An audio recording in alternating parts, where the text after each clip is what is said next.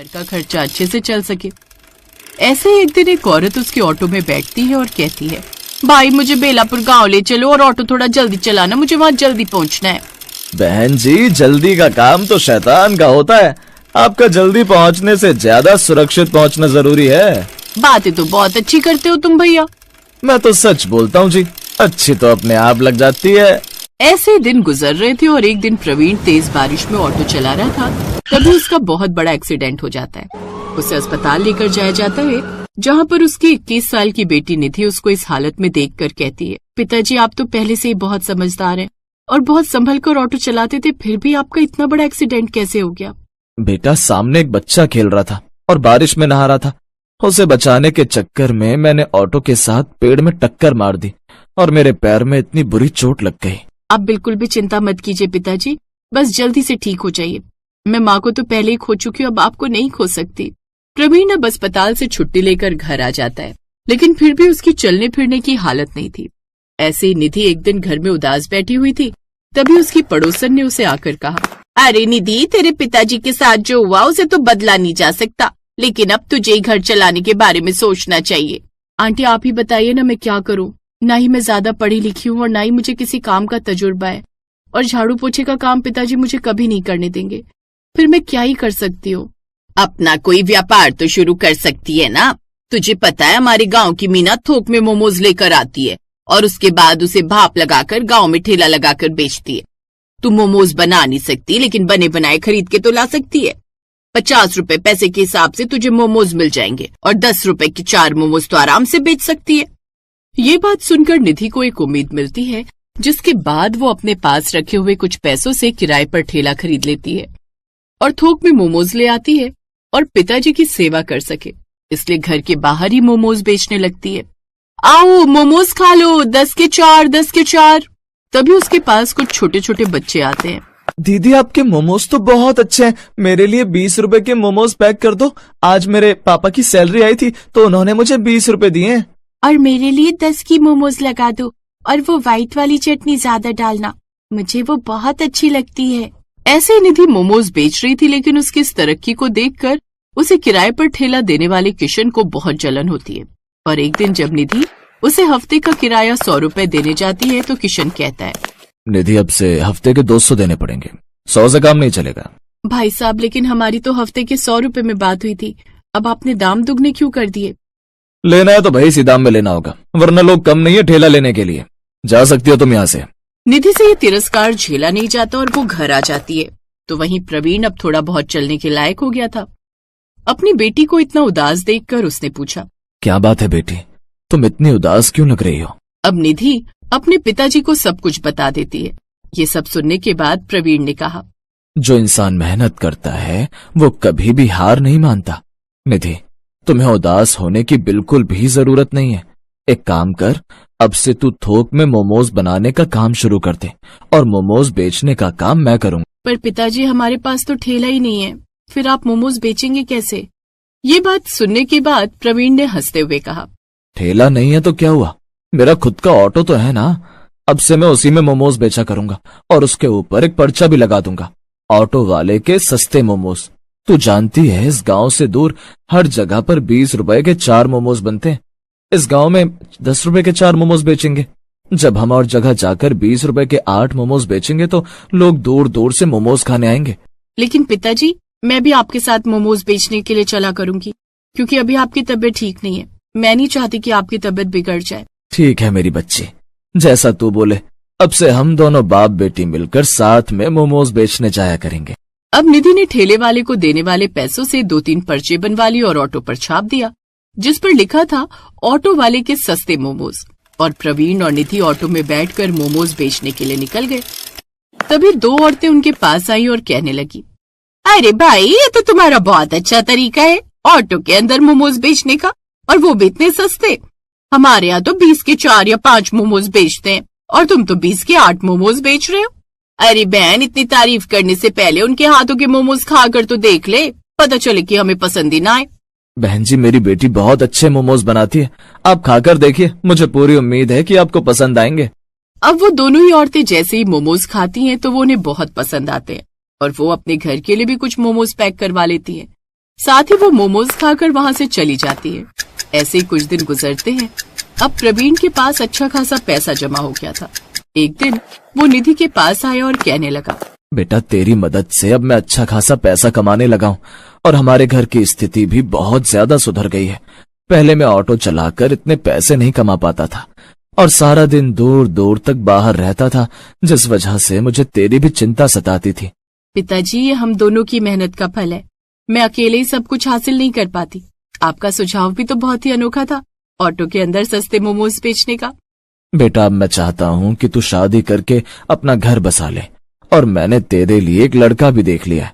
वो पड़ोस के गांव का लड़का है, पढ़ा लिखा है और फैक्ट्री में नौकरी करता है, मैनेजर है। तुझे हमेशा खुश रखेगा। पिताजी, लेकिन मैं किसी की पत्नी बनने से पहले आपकी बेटी हूँ, इसलिए सबसे पहले मैं आपको एक बात बताना चाहती हूँ। मेरी शादी जिस भी घर में होगी, फिर भी मैं आपको मोमोज बनाकर भेजती रहा करूंगी, ताकि आप अपने ऑटो में घूम घूम कर सवारी भी बिठा सको और मोमोज भी बेच सको। मैंने सारी बातें कर ली है मेरी बच्ची। तू वहां भी घर से अपना काम कर सकती है और किसी को तेरे काम करने से ऐतराज भी नहीं है। तू उस घर में बहुत खुश रहेगी। वो लड़का भी पढ़ा लिखा है और तू भी आत्मनिर्भर हो जाएगी। अगर ऐसी बात है पिताजी, तो मैं भी शादी करने के लिए तैयार हूँ। भले ही मैं पढ़ी लिखी नहीं हूँ, फिर भी मैं मोमोज की वजह से आत्मनिर्भर बन पाई हूँ। इसलिए मैं उम्र भर ऐसे ही मोमोज बनाकर बेचना चाहती हूँ, ताकि मुझे कभी भी किसी के सहारे ना रहना पड़े। प्रवीण की बात सुनकर निधि भी शादी के लिए हामी भर देती है। अब प्रवीण सुबह से शाम तक सवारियां बिठाया करता और ऑटो चलाता, और शाम के समय वो वहीं ऑटो के अंदर मोमोज का सामान रखकर मोमोज बेचा करता। निधि शादी करके अपने घर तो चली गई थी, लेकिन वो घर से ही मोमोज बनाया करती और आसपास में कच्चे मोमोज सप्लाई किया करती, और वहीं कच्चे मोमोज अपने पिता को भी भेजा करती, ताकि ऑटो वाला ऑटो रिक्शे में सस्ते मोमोज बेच सके।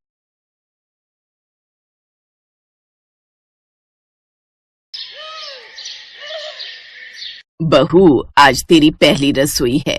हमारी झोपड़ी के पीछे चूल्हा बना हुआ है, वहीं पर हम लोग खाना बनाते हैं। सासू माँ, हम लोग भी मिट्टी के चूल्हे पर ही खाना बनाते थे। बताइए क्या बनाना है खाने में?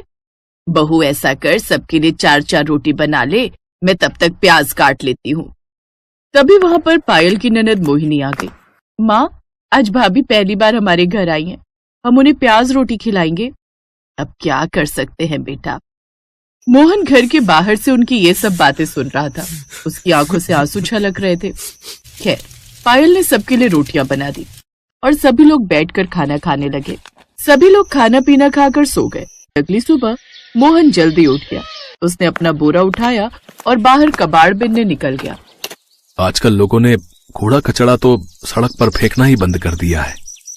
तभी मोहन को एक कूड़ादान दिखाई दिया। लगता है ऊपर वाले ने मेरी सुन ली। सारा कबाड़ मुझे उस डस्टबिन के अंदर मिल जाएगा, जिसमें खाने का ढेर सारा सामान पड़ा हुआ था।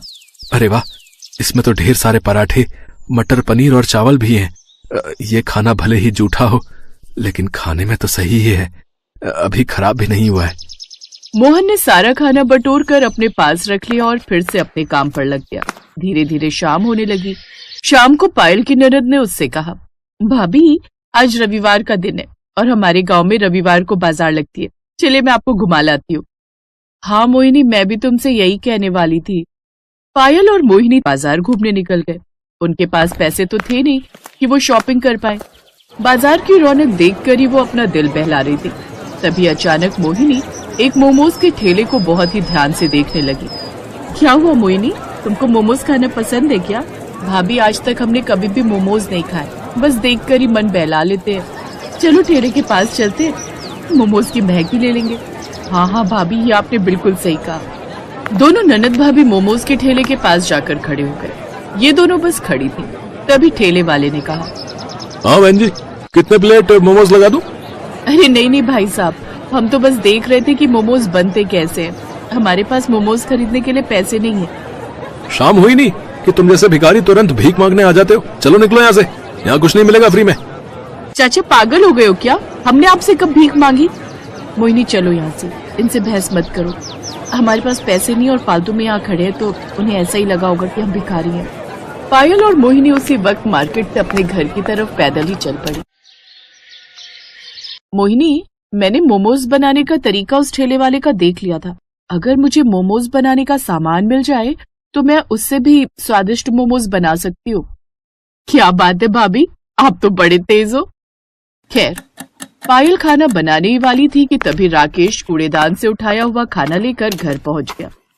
रुक जाओ पायल, आज खाना बनाने की कोई जरूरत नहीं है।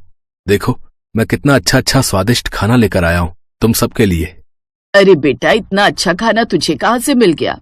आज मार्केट में एक शादी पार्टी हो रही थी, मैं वहीं पर कबाड़ उठाने गया था, तो लोगों ने मुझे खाना पैक करके दे दिया। क्या बात है भैया, कितने सालों बाद हम इतना अच्छा खाना खाने वाले हैं। थोड़ी देर में सभी लोग एक साथ बैठकर कचरे का उठाया हुआ खाना खाने लगे, लेकिन इस बारे में मोहन के अलावा किसी को नहीं पता था। उन्हें खुशी खुशी खाना खाता देख मोहन खुश भी हो रहा था और उसके अंदर एक दर्द भी था। कितना बदनसीब हूं मैं, अपने घर वालों को कचरे का उठाया हुआ खाना खिला रहा हूं, लेकिन कोई बात नहीं, खाना खराब तो है नहीं। इसी बहाने इनके चेहरों पर थोड़ी सी खुशी तो आई। लेकिन आधी रात में ही सभी का पेट खराब होने लगा। सभी लोग बार बार लोटा लेकर खेतों में शौच के लिए जाने लगे। मोहन भी कई बार शौच करने गया, तभी उसकी सास ने कहा, मोहन बेटा, ये कैसा खाना लेकर आया था तू, हम सबका पेट खराब हो गया। इससे पहले कि मोहन उनकी बात का कोई जवाब दे पाता, पायल बीच में बोल पड़ी, सासू माँ, इसमें मोहन जी की कोई गलती नहीं है। इतना अच्छा खाना हमने कई सालों से खाया नहीं था, तो शायद इसीलिए हम पचा नहीं पाए। ये बात सुनकर मोहन को थोड़ा रिलैक्स महसूस हुआ। तभी उसकी सास ने कहा, हमारे पास डॉक्टर से दवा लेने के लिए पैसे तो है नहीं, ऐसा करो गर्म पानी में थोड़ी सी लौंग, थोड़ा सा काला नमक डालकर पी लो सब लोग, पेट सही हो जाएगा। ये दादी माँ का नुस्खा है। सभी लोगों ने वैसा ही किया और सुबह तक सबका पेट ठीक भी हो गया। मोहन काम पर जाने वाला था कि तभी उसकी बहन मोहिनी ने उसे रोक लिया। भैया, हम सबको ना मोमोज खाने का बहुत मन कर रहा है। भाभी का भी बहुत मन है मोमोज खाने का। उन्हें मोमोज बनाना आता भी है। शाम को जब आप आना तो मोमोज बनाने का सामान लेते आना। बहन, मोमोज बनाने का सामान बहुत महंगा मिलता है। प्याज, आलू, हरी मिर्च, लहसुन, ये सब तो हम अपने घर के बाहर खुद ही उगा लेते हैं। जो पैसे मैं कमाता हूँ उससे घर चलना ही मुश्किल है, फिर भी मैं कोशिश करूंगा। कोशिश नहीं, लेकर आना भैया। एक बहन होकर मैं आपसे जिद भी नहीं कर सकती क्या? मोहन उसी वक्त अपने आंसुओं को छुपाते हुए काम पर निकल गया और सड़कों पर कूड़ा बिनने लगा। घूमते घूमते वो बहुत दूर निकल गया, फिर भी उसे कोई कबाड़ नहीं मिला। कितना बदनसीब भाई हूं मैं, अपनी बहन की एक छोटी सी ख्वाहिश भी पूरी न कर सका।